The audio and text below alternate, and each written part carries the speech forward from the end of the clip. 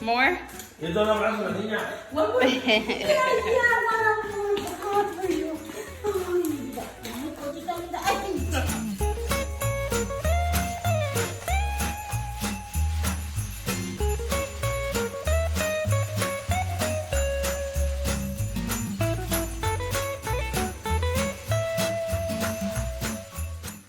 Hello. Welcome back to a new video. As you can tell, I'm in bed yet again, and this video is going to be short and sweet. So, as you saw in the clip, Ivan's parents have left back to Oregon.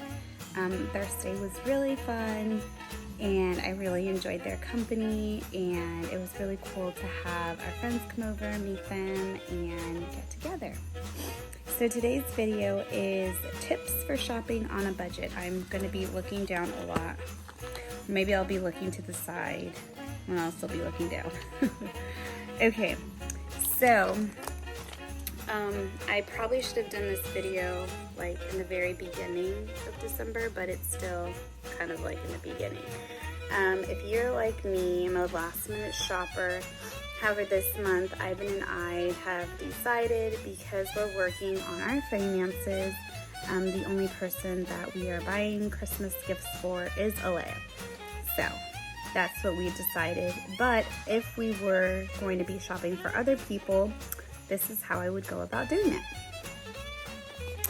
So first, I would make a list of everyone that I would be shopping for. It's kind of important to do because you want to make sure to know how many people you're buying for. Therefore, you can make a budget with the number of people and figure out how much you can spend on each person. So you should have a maximum amount of money written down for each person that you're willing to spend on. Now, it doesn't have to be split up, so you could say, okay, I'm going to spend $5,000 on Christmas. You don't have to divide that by the amount of people that you want. You can say, well, I'm going to spend at least $150 on my parents. And so you're not going to spend $150 on like your coworker or your boss or whoever else you're going to be shopping for. So everybody can have a different amount of money. So what you do is on the list, write their names down next to it, put max amount and put the dollar amount of money that you're willing to spend. And now keep in mind, this amount of money does not even have to be reached. So if you had planned to spend $75 on your sister, but you found something that was $100, but you got it 50% off, and so you end up spending only $50, that's totally fine. You got her a $100 gift for $50. So, I mean, that's a great deal. You came up, so you can decide to either use that $25 somewhere else towards someone else, or just pretend like you spent it and keep going down the list. That's what I would do, is pretend you've already spent that $25 that you were planning on spending on your sister, and just keep going. So that way you're actually going to come out under budget. All right, so next is write down gift ideas of what you would like to get each person within the budget. So let's say that you want to spend $75 on your sister, and she needs a new phone. So you're like, well, I want to get her a new phone. Well, I'm pretty sure you're not going to spend $75 on a phone unless you're planning on spending $75 a month on a payment plan for that phone. So realistically, that's probably not what you're going to do. So let's think, what can I buy with $75 for my sister? Well, I can get her a gift card for somewhere she loves. I can buy her makeup. She loves makeup.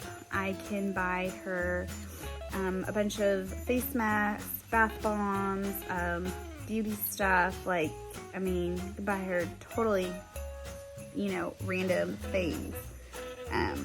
So just make sure that you're realistically choosing themes or writing down items, like gift ideas on there that are realistic. All right, so number 5, I put don't go crazy on the kids. So as a mom, and she's the only person we're shopping for, yeah, you would think I would go crazy and stuff, but because we're deciding on just shopping for Alea for Christmas, we're still gonna have a budget, and we're still gonna only buy specific things, and we're not gonna go crazy, because then we're gonna end up spending money, more money than we would have originally, if that makes any sense. So here are my tips and ideas for gifting for kids. So you can get one thing they want, one thing they need, something to wear, and something to read. That seems to be like a typical list that people do for kids. For me, what I'm choosing to do is something she wants, something to wear, a book, and a learning tool. So it can be, a book can be a learning tool. It can be a puzzle of the United States. It can be something that has to do with the solar system, something like slime, where it's like a science experiment making slime, stuff like that. So it's still learning, but it's kind of like in disguise.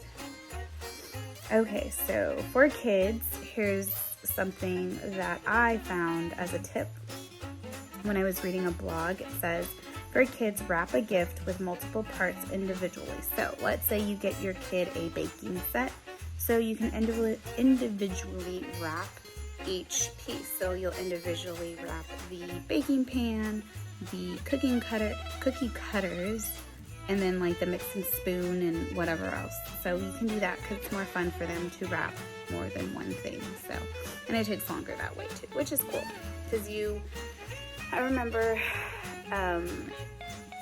seeing kids when I would, spend Christmas Eve at other places. They would wrap their gifts like super quick, and they didn't unwrap a gift that has multiple parts, and it was only in one box. So what I plan on doing, because I did get a baking set, is individually wrap each portion. So, and here's my final tip for shopping for others. Buy a combined gift. So you can get together with a family member or more than one and buy a slightly more expensive gift for an individual, but yet staying within your budget. So let's say, we'll go back to the sister and $75 budget list. So my sister, I'm spending $75 on my sister, right? And my sister wants, let's say, she wants a purse, and the purse is $300. So I'm gonna get together with my other sister and my parents, and let's say an aunt, and we all pitch in and get the purse. Now, depending on how much the purse costs, I either will spend my $75 or I'll spend less than $75, and she gets a bigger gift of more than $75, obviously. So those are my tips. When shopping, I would suggest using Ebates. It's now called Rakuten or something like that. I think I have a code or like a link that I can share or actually I think you don't even need a login, but if you do, I'll put it in the description. And then scan your receipts. I use Receipt Hog. Currently, Receipt Hog, you have to be on a waiting list, have to be accepted to do that. You can use Ibotta. I believe they have some things that you're able to scan, and then there's another app, I can't remember the name of it, but I'll put it either somewhere here on the screen or in the description, so that you can use that and scan your receipt and save some money. But that is it.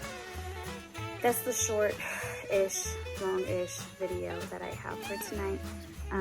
So I hope you found this super helpful, and don't forget to like, share, and subscribe, and I'll see you in our next video. Bye.